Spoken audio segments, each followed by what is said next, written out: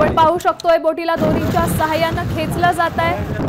ही दृश्य त्याच बोटीची आहेत। बचाव कार्य सुरू असल्याची दृश्य तुम्ही सध्या पाहू शकताय। ही दृश्य आहेत रायगड समुद्रातली। या समुद्रातच बोट बुडाली आणि सध्या बचाव कार्य सुरू आहे।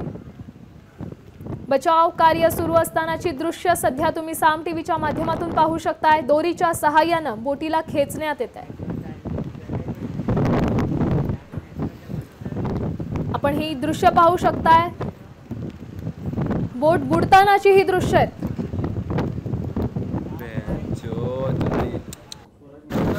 या संदर्भात अधिकची माहिती देत आहेत आपले प्रतिनिधी सूरज मसूरकर। सूरज, काय सांगाल, कशामुळे ही बोट बुडाली आणि सध्या परिस्थिती काय आहे? किती जणांना वाचवण्यात आले? निश्चितपणे रायगड समुद्रामध्ये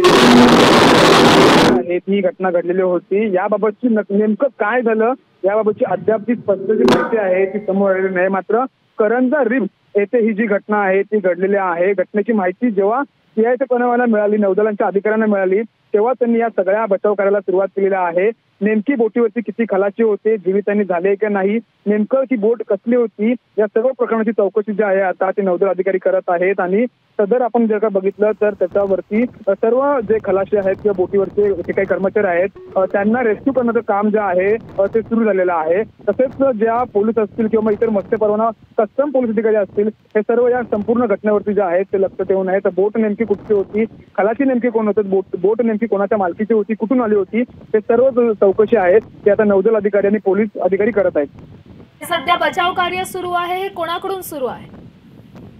निश्चितपणे बचाव कार्य जे आहे सुरू आहे ते नौदल अधिकाऱ्यांकडून सुरू आहे। तसेच पोलीस जे स्थानिक पोलीस आहेत ते देखील त्या ठिकाणी दाखल झालेले आहेत। नौदलाच्या जे समुद्रामध्ये जे गस्त घालणाऱ्या नौका असतात त्यांच्या मार्फत या सर्व खलाशी असतील किंवा जे बोटीवरचे अधिकारी असतील त्यांच्याकडून त्यांचं बचाव कार्य सुरू झालेलं आहे। साधारणतः किती जण बुडाल्याची माहिती आहे, काही याबद्दल सांगता येईल का? अद्याप तरी नौदल अधिकाऱ्यांकडून किंवा स्थानिक पोलिसांकडून कोणतीही अधिकृत माहिती जी आहे ती अजून स्पष्ट झालेली नाही। बचाव कार्य पूर्ण झाल्यानंतरच, रेस्क्यू ऑपरेशन पूर्ण झाल्यानंतरच ही अधिकृत माहिती जी आहे ते नौदल अधिकारी किंबहुना पोलीस अधिकारी स्पष्ट करतील। आपण सध्या पाहू शकतोय या दृश्यांच्या माध्यमातून बचाव कार्य सुरू आहे। या बोट बुडण्यामागचं कारण आपल्याला समजू शकलंय का?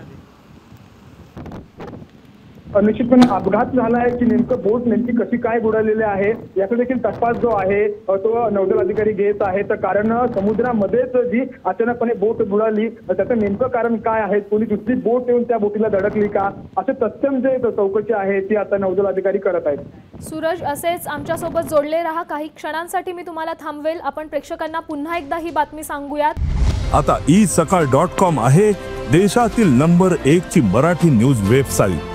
प्रत्येक अपडेटसाठी isakal.com ला नक्की भेट द्या।